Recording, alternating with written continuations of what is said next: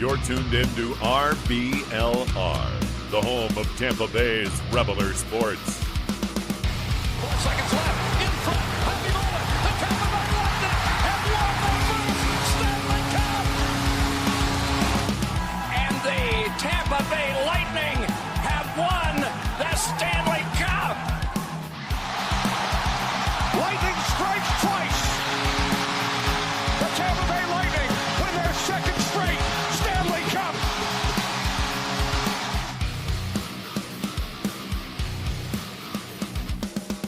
Hello, everybody, and welcome back to RBLR Lightning. As always, my name is Jake Ricker. Alongside me, it's Joe Zamotaro. It's Matt Gannon. Guys, welcome back to the show. We got another action-packed episode for you all. Can't wait to get right back into some more Lightning hockey, and things are going pretty well for the Lightning right now. They are in striking distance of first place. We'll get into all of that and so much more. But first and foremost, guys, how you doing today?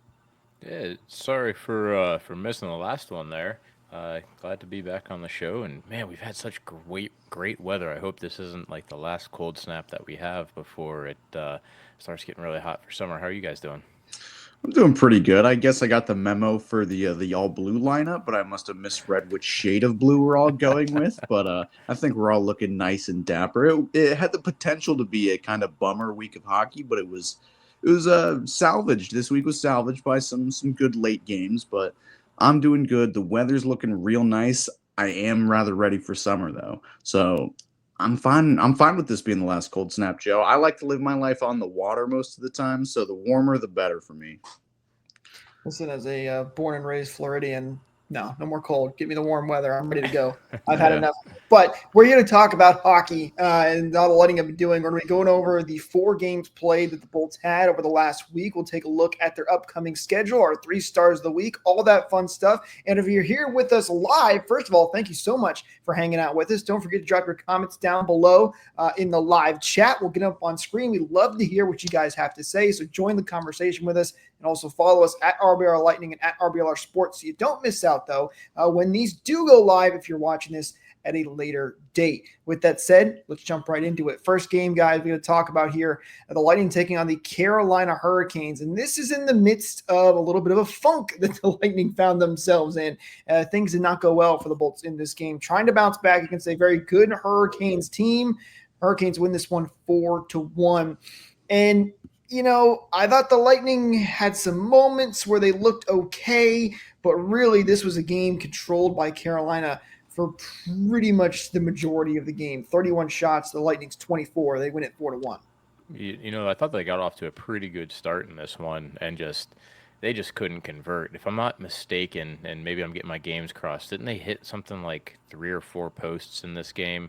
Where, I mean, they had some chances. Yeah, they had some chances to get back into it, but just, puck luck wasn't on their side. And, you know, if you're going to go for a skid, I guess now is the time because it seemed like, some of the other teams in the East are doing it as well. But it was an unfortunate one because I thought that they, put themselves in a good position and just weren't able to get the luck that they needed in order to, start getting momentum on their side. And unfortunately, you caught Carolina in the middle of, one of their hottest streaks, if not their hottest streak they've had in a while. I think at the time of this game, it was 6-0 for Carolina. I think they've extended that to 7-0 now. So they've been playing white hot recently, and I don't want to chalk it up to you ran into a white hot team. You started off pretty well. You were playing really well with them, and then the game just kind of got out of hand. You fell into the trap that Carolina does employ. They've got a very interesting niche style of hockey. They're a very dump and chase kind of team, and they're a very trap heavy team. But I think the Lightning kind of fell into. There wasn't much dangerous that they could get any real chances going. Carolina did a good job of limiting everything the Lightning could do. And, you were on the unlucky side of some bounces too. Like you were saying, you hit a couple posts and, a couple defensive breakdowns. A shorthanded goal in the first period was kind of maybe not a backbreaker, but set the tone for the rest of the game, it seemed. Shout out to the penalty kill, though, in this game, who did keep Carolina off the board. They were 0 for 5 on the power play. So penalty kill still doing its thing. They've looked really good. Just didn't get the offensive chances to get in the back of the net. Gage Goncalves does score a goal in this game. Boy, has he been white hot as of late. We'll get into him more as we get into more of these games, but tough one for the Bolts. Matt, you kind of said it. It's a good Carolina team, so you don't throw maybe as much stock into it. They are in a little bit of funk right now. Okay, you got the Philadelphia Flyers up next, a team that is not making the playoffs, probably close to getting officially eliminated now. This is a game they should bounce back and have no problems with. However, I don't know if you guys know this, but the Lightning tend to play really weird games against the Philadelphia Flyers. You never know what you're going to get when it comes to the Lightning and the Flyers in those matchups. And this one was another one that did not go the Lightning's way. They lose this one 4-3 in the shootout this time around. Back and forth game, the Lightning actually got off to a good start with Gage Goncalves scoring a power play goal and getting the Lightning out to a 1-0 lead, but the Flyers kept fighting back. Even Gergensen scored a goal in this game, giving the Lightning a lead at some point, but it's ultimately the Flyers and getting through in this one, in the shootout to win it, and the Lightning can't get that extra point at a time it feels like they really needed it.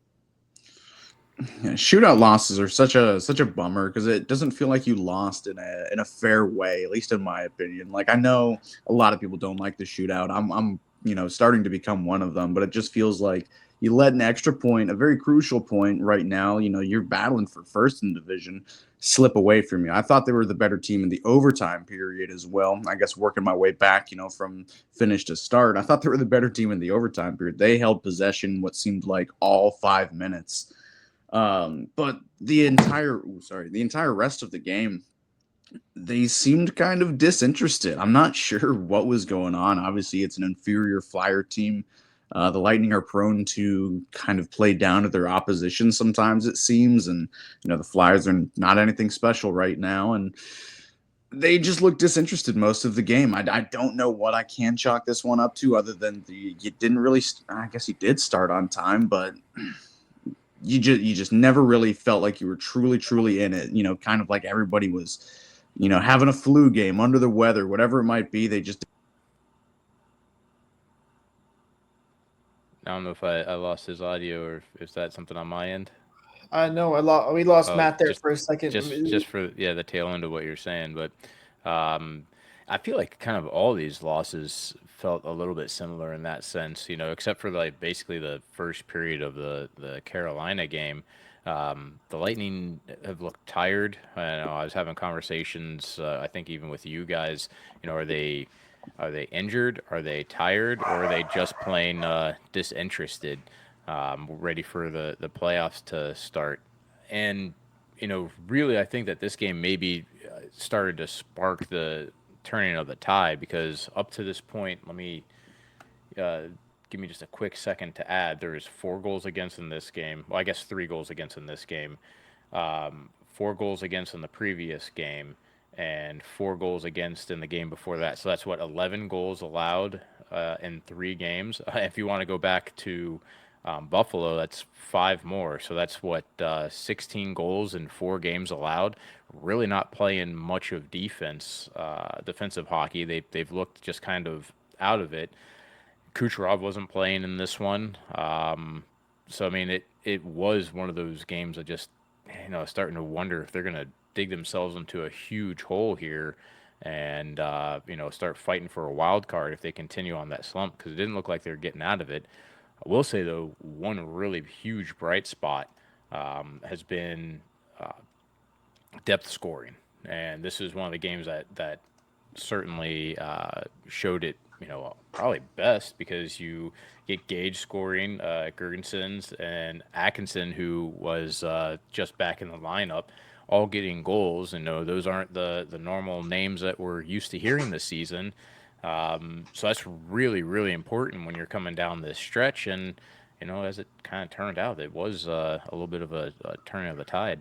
And that's the biggest bummer for me about this game, too, is that you get, very rare goals from Zemgus Girgensons and Cam Atkinson, and you don't have these supplementary scoring to supplement it. You don't the top line didn't really seem involved in this game. And again, you get rare goals from these guys. Your depth scoring is there, and you don't do anything to help them out. Like, that was the biggest bummer to me is, Zemgus scored, but Point can't, or Gensel can't, or I guess Kuch didn't play this game, but it's hard you for spoiled those his two Zemgus to game. score without Kuch, Mm-hmm.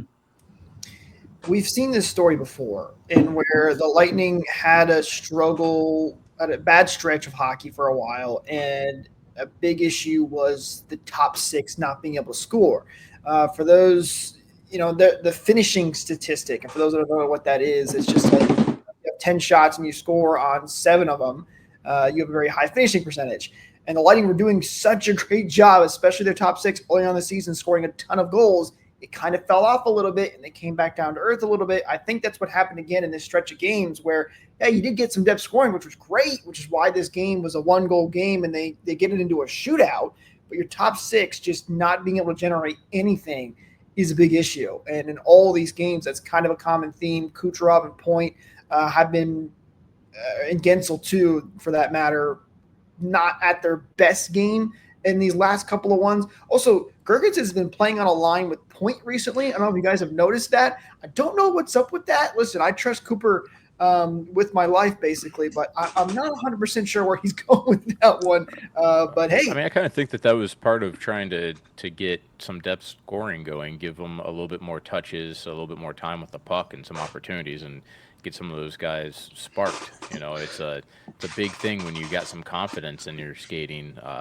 Beyond anything else, if you are playing with confidence, then the puck just seems to find you for some reason, and there's not a better way to have pucks find you than to be able to play with those guys. And it didn't really last too long. It was either this game or the Boston game where that line, it was a short experiment in which, I can't say I disagree with. I guess it worked, but it didn't last a whole, heck of a long time. Cooper's been employing the 11-7 figuration throughout a lot of this, last week or so, with Mitchell Chaffee being the odd man out, which is kind of perplexing to me. I don't know if it's because I, easily fall in love with the third line blue collar, no name style of players, or like, why is Mitchell Chaffee out of the lineup? That's my question, because I think he deserves a spot, but it seems to be kind of working, which is the unfortunate bit.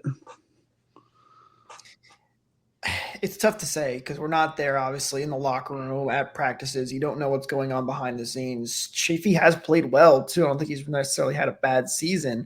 Maybe he's just trying to get different guys some time to see what they can do before the playoffs start. He's had a few defensive lapses that maybe he was punished for, and, you've seen him punish Kucherov for them as well, but, maybe that's part to do with it. I don't know. 3 straight games seems a little harsh in my opinion, where, guys like Perbix and Ranish and Lilleberg, it seems like they're sometimes on the wrong end of a highlight multiple times a night. And I'm not singling them out. Their jobs are a lot harder than being a third line checking forward. It's easier to blame a defenseman or a goalie than a forward for a defensive lapse too. But 3 games seems a little excessive. So I'm hoping it might be a little bit of, resting or nursing an injury or something, because I do really like the way that Chaffee plays. I know Michael, who sometimes joins us on here, we both love the big dog. We both love our blue-collar style players. So that's just one thing that I was curious about and slightly offended by. Sure, Cooper took note of that, Matt, that he you. Well, the good news for the Lightning is they got the point in that game, which I know people hate that saying, oh, at least they got a point. But it was true at that time because they really needed one after losing a couple of games in a row. Then they went back to Boston to try and get the revenge after losing a very disappointing game to the Bruins. And they did just that. The Lightning really came through in this one in TD Garden. They win it 6-2. We were just saying the top 6 was having issue getting goals. Not in this one. You had Hagel, Cirelli, both empty netters. Cirelli with 2 goals in this game. Victor Hedman started us off early in the first period. And even though the Bruins did tie it 1-1 at the end of the first period, guys, it felt like the Lightning played by far one of their best games of the season there, I might say as well. You just look at the shots on goal, 40-12 in favor of the Lightning. So there's a few things that happened in this game. One, the starting line, if I'm not mistaken, it was Gensel, Point, and Gord, and they started together and they scored. 2 minutes into the first period there. Another chance to get a different look for a top 6 line, and it obviously that's a lot of skating that you'd get when you get those guys on the ice together. Boston also, I think, have been playing with the kind of an edge to their game, given that all the stuff that they've had happen leading up to the trade deadline, and they're kind of hitting back at teams, including Tampa and Florida. They're kind of hitting back with a little bit of a vengeance, and then maybe they cooled off because a total of 12 shots for an entire game, none in the second period, is straight up just pathetic. Yeah, a lot of the times it's hard to judge a game simply off the score and looking at the shots, but this game you can accurately surmise what did happen during this game. Like, it was a pretty hard beatdown. Like, it didn't really seem like it maybe during the game, but the second period tells you everything you need to know. I mean, even just watching it, Boston couldn't do anything. There were, I don't know, maybe an actual handful of times where they got, entry into the zone carrying the puck and then could not get a shot off. And credit to the defense, credit to everyone who was playing during the second period of how good they did lock it down. So they did a great job of just, keeping the pressure up, playing strong defense. There were a couple of good, really, really good defensive plays by Ryan McDonough in the second period that helped keep the shots to 0. That's what I was really ended up cheering for in that second period. Not even goals was, give them a donut for the whole second period. That was great. So just a tremendous job there. And then just kind of an unfortunate, goal that Vazzy let in to start the third, their very next shot after the first period into the third period. Just a little bit of a squeaker that went in. I wouldn't call it, a horrible breakdown by anybody, but just a unfortunate play. So really, you can call it a 6-1 game. The one goal they did let up in the first period was kind of a pretty bad breakdown. Nick Perbix was puck watching his man in front and ended up just getting sniped on by Elias Lindholm. But the rest of the game was just completely an utter lockdown mode, foot on the gas, all defense, all offense, all gas, no brakes. Yeah, I'm saying you got depth scoring kind of, if you will, again, because you got 2 defensemen scoring and you got Nick Paul up on the board. Kind of a big deal getting Nick Paul up because that marks his 20th goal of the season. It'll take me a while to pull up the stats, but the Lightning, in terms of number of 20 goal scorers that we have, 6 of them. 6th is... It's ridiculous. It's absolutely ridiculous to have that much scoring on a team.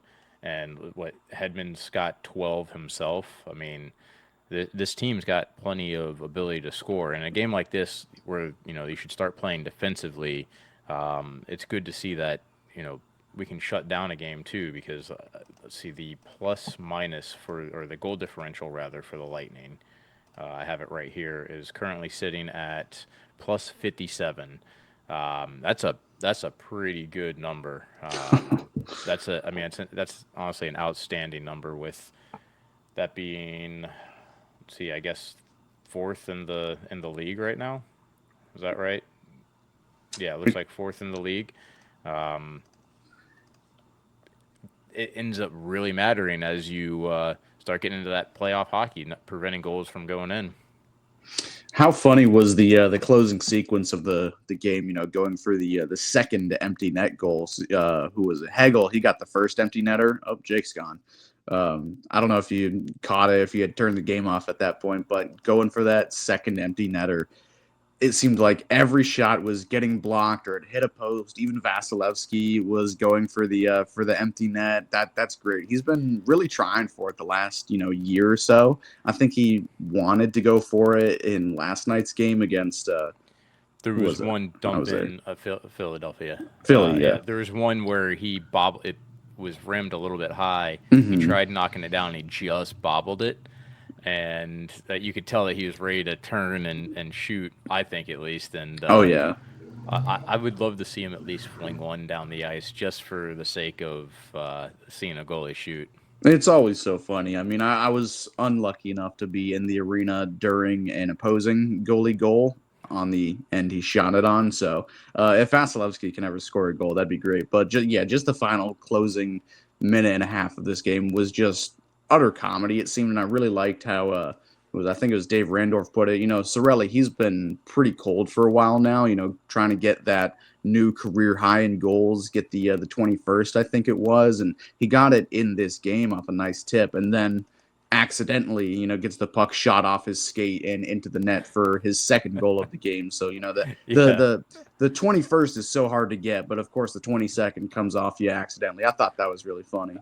Yeah, I mean, I kind of call it the Kucherov effect in that sense because, he sometimes scores when he's not even trying. It's one of those things that can definitely happen when you're starting to feel it. And looking at his stats, it looks like the last time that he scored before this was wow, I'm scrolling down further than I thought I was going to. It was February 9th. That can't be right? February 9th against Montreal. It could be. I did. Don't hate me. I did drop him off my fantasy team, so just because he did go a little cold there. But that's the way the fantasy teams work, right? And I'd give you a ding, but I don't have access to it. The truth is that when you're rocking your fantasy team, you want players that are hot, and there's been a lot of players on this team that have gone kind of cold as of late, especially Cirelli. He came out flying. Why don't we just go ahead and go cover the game that was last night, the Philadelphia Flyers, where the Lightning continued their defensive efforts and won in a shutout, a final of 2-0. Is another good game for the Lightning where they tried to limit chances on a team that, man, I thought this one was going to start to get out of control with penalties, and the aggression was certainly there from the Flyers side. So it seemed like they were pushing pretty hard to make this like a statement game for them. Yeah, you go from shootout loss to shutout win. That's another really great revenge game, kind of like that Boston game. I thought it was a really, maybe not a dominant performance by the Lightning. It was really close there. Again, I was lucky enough to be there. I'm 8-0 in games again this season, or not again. Thank you, sir. Thank you for your service. Of course. I do it for you guys. And yeah, this game did get pretty chippy. Couple of I'm not going to say stupid penalties. What was the first one? I saw Victor was really barking at the refs.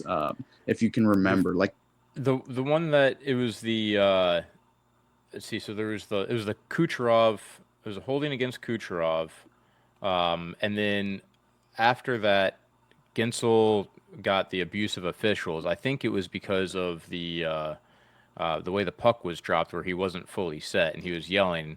And Hedman had been barking at the refs before that, so maybe that was the makeup call. Was the Gensel penalty?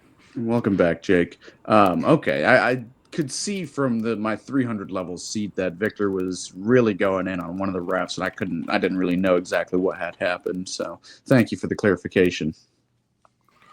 The rest were about as good as my connection has been. That's what I think. Sorry, I don't know what's going on. I have some technical difficulties. Hopefully my connection stays stable here. I know exactly what you guys are referring to. As soon as I heard the Gensel penalty, it seemed like this game got away a little bit from the officials. I know it's a tough job to do, but I was definitely surprised Gensel got that penalty, especially after what Tortorella was doing. But I don't know what you guys got on with Kucherov and his breakaway, assuming you were talking about that. But I was definitely entertained by that because he definitely made it a little more exaggerated is probably the word I'm looking for here than it probably needed to be. But it was entertaining, and the fact that he scored a breakaway goal later made it that much better. It was on that next on the power play where Torts was so upset. I mean, it was really just like almost a slap in the face, and he had another opportunity, a couple of opportunities where he really could have turned it on a little bit more. But that one ended up being the game-winning goal. Yeah, I thought the top line looked really good this game, probably the best they've looked in the last week or two, maybe even. Like from when I say the top line, I mean like Point and Kucherov. Point has been excessively quiet recently. The way he's been playing his game has kind of been frustrating me, first of all, as a Lightning fan, and secondly, as a fantasy owner of Braden Point. The way he's been playing recently has been uninspired, it seemed. Hey, what are you doing? But That's for the exactly first what I time, said to Nikita Kucherov. but for the first time in a while, I thought these guys looked, both these guys looked really good this game too. And also, just like the Carolina game, how good was the penalty kill this game? I know it's Philadelphia, but I thought the PK, obviously they were literally perfect, but I thought the way that they were killing these penalties, they looked like the Lightning playing a Pee Wee team on the power play. I just thought they looked really, really good this game. I mean, getting 5 out of 5 on the PK and having their opportunities to score as well. It's kind of been the way that their PK has been going all season, where they're actually almost more of a threat than anything when they're shorthanded. And yeah, again, kind of a tale of two different teams in the games that we're covering this week, where you go from a team that is struggling to look like they have any sort of spark of hope or be alive to a team that's playing all facets of the game in the right way to the point where they get a shutout and stop five. I mean, 5 power plays, but I mean, really it was like 4, right? One of them Yeah. was really, really short, but still playing that well at the fundamental hockey. I'm excited for what there is to come, especially with the way this playoff picture is starting to shake out. Penalty kill, by the way, ranked 4th right now for the Lightning at 82.5%. And as we mentioned, they can score shorthanded goals. So if you have it handy, do you know where we are ranked in terms of penalties and minutes? I can try and I don't have it right in front of me. Penalty minutes. Yeah.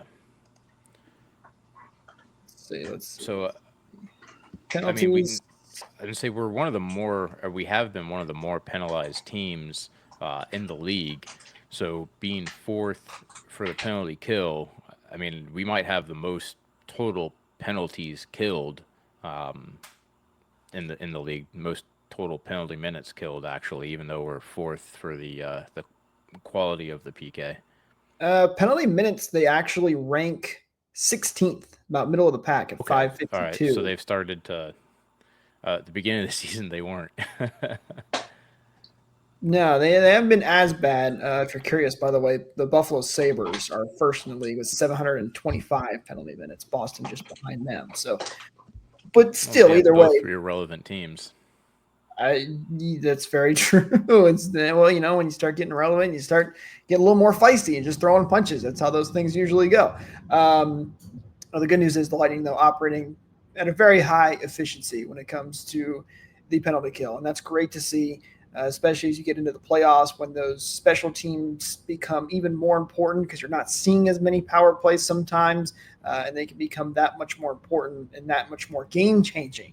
So good for the Lightning in that category. Let's go to our 3 stars of the week, guys, and talk about some of the players that shined for the Bolts. There were a couple of guys, this was a weird week because the start of the week, was in the middle of that slump. It felt like nobody was really showing up. Nothing looked great. But then the second half of the week, they started to play much better. And you got the Lightning of old, and a lot of players stood out that could have been on this list. But let's start with our number 3 star of the week. And this one, I almost kind of laughed because I said in our chat, guys, I said he should get the number 1 star just for his game against Philadelphia because it was very entertaining. It's none other than Nikita Kucherov who gets this 3rd star of the week. He did have a good, solid week, but just his antics against Philadelphia, scoring that great breakaway goal, which is something he doesn't often do, but he's doing a good job as of late. He gets 3rd star of the week. Yeah, got a game-winning goal, comes back after having a game off. He's – also, he's really on the cusp of setting another. What was it? He's got 66 assists, 29 goals. He's at 95 points, and it feels like he's been cold for like the last month almost. Just shows you how incredible of a player he can be to put up. He's almost already at a 100-point season. He's 1 goal away from getting 30 goals, and I don't know if you guys noticed, but if it wasn't on the Philadelphia game, it was in the Boston game for the empty net goal. He had a beautiful chance to shoot right at it, but instead decides to pass because I don't Yeah. think he wanted to put 30 in as an empty net.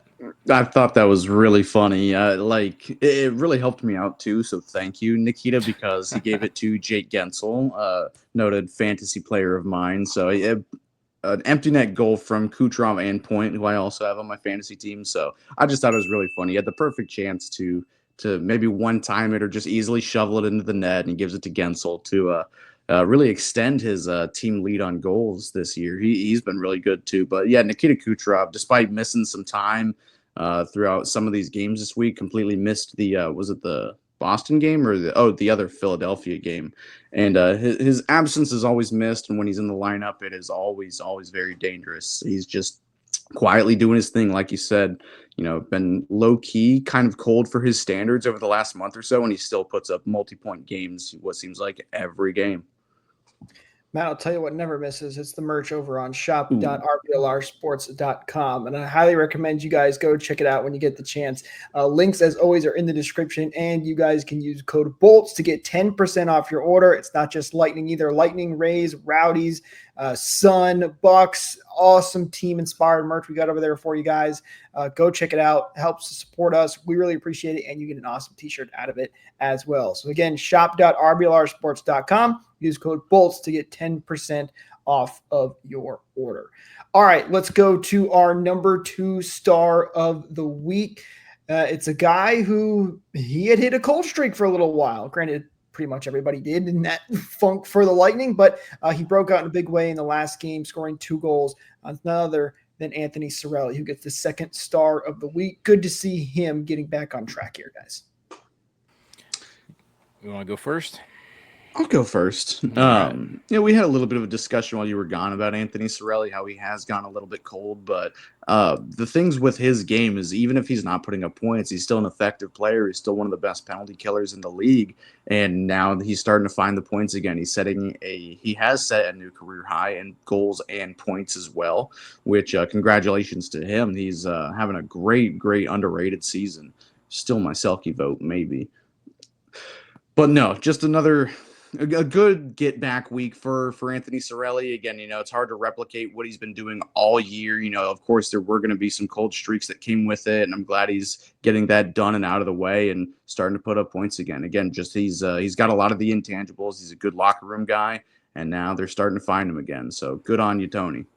And, you said he's a good two-way player as well. In that the game against Carolina, he was a -1. And he was a +1 in the game against Philadelphia. So if you're losing games and you're still not really someone that's been a liability in it, that's a big deal. And he's a good two-way player. So usually when he's not scoring, he's at least preventing the other team from getting on the scoreboard. So yeah, good on him getting back onto the score sheet since that drought since February 9th. Hopefully this sparks something. There's still quite a few games left in the season. Maybe he can tally up 8 more before it's over and hit that 30 goal mark. End up being like the fifth player on the team to get 30. Man, that is so incredibly impressive. It feels like, at least on the Lightning, anytime a player gets close to hitting a record or a franchise record or their personal record or something like that, they just have a little bit of trouble finding that next one. We've seen it so many times. I guess the pressure gets to some guys sometimes, but good to see Cirelli get on the board. He gets the 2nd star of the week. And he had been so snake bitten recently too. It's not like he wasn't trying or playing bad or anything. In that Boston game, I think he hit the crossbar on what could have been, the game-tying goal at the time or something. Or maybe it was the Panthers game a couple weeks ago. He's right at the crease. He has had some really good chances. He's flung a couple off the post too. So glad they're finally going in the 4x6 range now. Just gripping that stick a little bit too tight, but things looking up for him. Now, the number 1 star of the week, I thought this was a pretty clear choice, guys, and I've been really happy with the way he has played over the last 2-3 weeks now. At this point, it seems like he is really coming into his own and could be, making an argument for a consistent, permanent spot in the lineup, even heading into years future. And that is our number one star, Gage Goncalves, who has been absolutely fantastic this week. 2 goals, 1 assist for 3 points, even on the plus minus. But his offense specifically has been extremely good. Getting points in 3 out of the last 4 games, and it's been in every single game. It's not like he just put them all up in a bunch. He's been fairly consistent. Those 2 goals being huge. And he looks like he looks like a pro when he does it, right? It's not like when he scores, it looks like it's the first time he's ever scored. They're just really solid opportunities that he ends up burying, and he's fitting in more and more as a player that can play a higher role, which is, again, talking about some depth stuff with this team as we get closer to the playoff picture. Is exactly what you want to see out of a guy like Gage. And if you could give third assists on goals, he would have had 2 extra points this week. Like, there was one play in the Boston game where he kept a play alive, and he made a great play to get it back to his defenseman. And, unfortunately, he did not get the assist on it, but he kept the play alive, and he is driving these plays as well sometimes. Like, I know he's not necessarily the youngest guy, but, he is still a rookie, and he looks like he belongs. Like, he's making, big league plays. He's playing like a big league guy, still a little light on his skates. He gets displaced a little bit, on some hits, but he plays the game the right way. He's a great playmaker, and the goals are starting to show up too. He's got a pretty underrated shot, in my opinion. I wish he'd use it a little bit more, but the way he's creating plays and, making space, creating offense with what, limited ice time he's getting, he's making the most of it out there. I think he's looking really good with Nick Paul as well. Those two, Nick Paul kind of looks good with everybody, it seems. But, hats off to Goncalves. He's been super consistent ever since, I think we waived him and sent him down and called him back up. Ever since he's got called back up, I don't think he's sat out a game, maybe 1 or 2, but every game that he has played since then, he is, he's battling for it. He is playing the best hockey he ever has. It's not easy to do at the biggest stage in the world, and he is making every shift, every second of his ice time worth it. Great to see, especially as you get closer and closer to the playoffs. Those are the kind of players you want to get hot and can help you make a deep run into the postseason. Looking ahead now for the Lightning, there's some big games this week, not necessarily because of the opponents that they're playing, but what's at stake in the standings right now, guys. The Lightning, 83 points. They're sitting at second place in the Atlantic Division, and they are 2 points behind the Florida Panthers with a game in hand. So they can tie the Panthers with a win. I do not believe they would not have the tiebreaker, so they would need to pass the Panthers and then get that first place spot. But they're in striking distance. They're right there. It's not a spot they were in, a week ago, a couple days ago. So it's been good timing for the Lightning to get these points when they have, as the Panthers and Maple Leafs have hit their own skids of themselves. So for the Bolts coming up this week, you have a game against the Dallas Stars on Thursday, the 20th at 8 p.m. Eastern. A little bit of a weird time for that one. And this is the start of a 3-game road trip, as then they'll be taking on Utah on the 22nd. That game at 5 p.m. Eastern. And then you have the Vegas Golden Knights on the 23rd, second half of a back-to-back at 8 p.m. Eastern. And then we'll be back, hopefully, with another episode for you guys next week on Monday. But a 3-game road trip coming up for the Bolts with the Stars, Utah Hockey Club, and the Vegas Golden Knights. That's going to be a tough one against the Golden Knights. They're currently first in their division, and that's it's like a mini Midwest road trip that they're going on here. So with these road trips, as long as they keep that momentum up when they come back, hopefully they can continue it. Because it's a tough schedule with your travel. You get the back-to-back, and then you gotta come back home. So this is a bit of a tough stretch, but they need to power through it in order to get above what Florida's doing. And again, that's why when you have those head-to-head matchups against a team like Florida, they're so important. Those big 4-point swings if you get that win versus the loss, and they lost earlier this month against them. So, gotta get to work. Gotta get keep bagging these points, and I'm looking forward to seeing what they do with Sergachev on the ice. It'll be fun to see them in that barn with old friends. Yeah, I don't think I'm as scared as Vegas as you might have let on, Joe. They've been pretty pedestrian ever since the start of the new year. They haven't really played very well or consistent hockey. They just got shut out by Peter friggin' Mrazek of all people on Detroit. Still not a team you should ever take lightly. None of these teams are, but they're not the juggernaut I think a lot of people make them out to be. And will this be our first time seeing playing against Sergachev in this Utah game? We see him in this Utah game, and then he's coming back home Thursday in a week. Oh my, yeah, I'll get my tissues ready. That's going to be an interesting tribute video. Hopefully, whoever's covering that does not do a terrible job in covering it. Sorry, I got a clip of Steven Stamkos' tribute in my feed the other day, and it got me riled up because that coverage was so bad. Anyway, big gains for the Lightning, trying to catch the Florida Panthers right now. And I will say this, you're playing for home ice basically by getting first place in the Atlantic. You'll run with home ice a lot longer in first place. The bad news is the reward for getting first as of right now, and more than likely they would play the Ottawa Senators, who's not a team I don't think the Lightning would love to play, but that's a problem for once we make the postseason. That's the goal. Get yourself in the best position possible, especially when it comes to home ice, and they're going to try and do that with these next 3 games.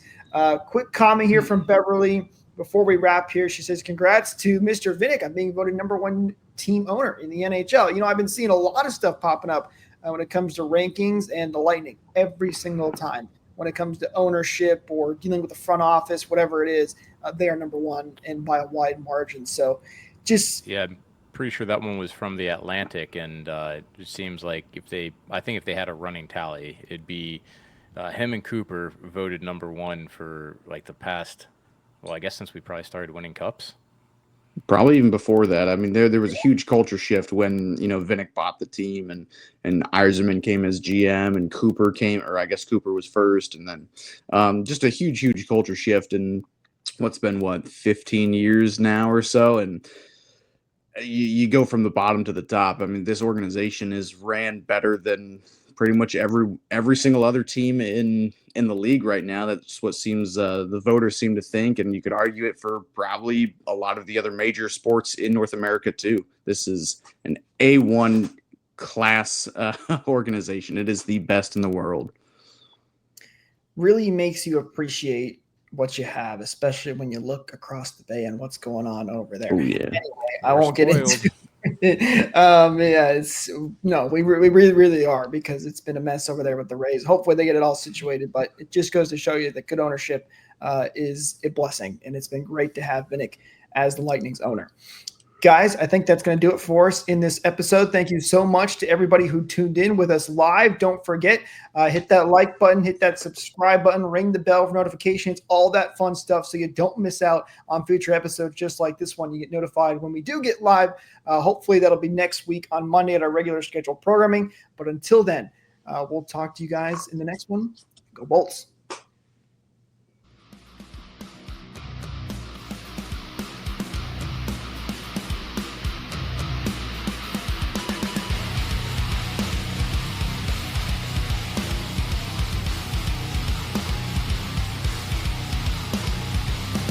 Thank you for tuning into this presentation by RBLR Sports. On your way out of the stadium, please remember to like and subscribe.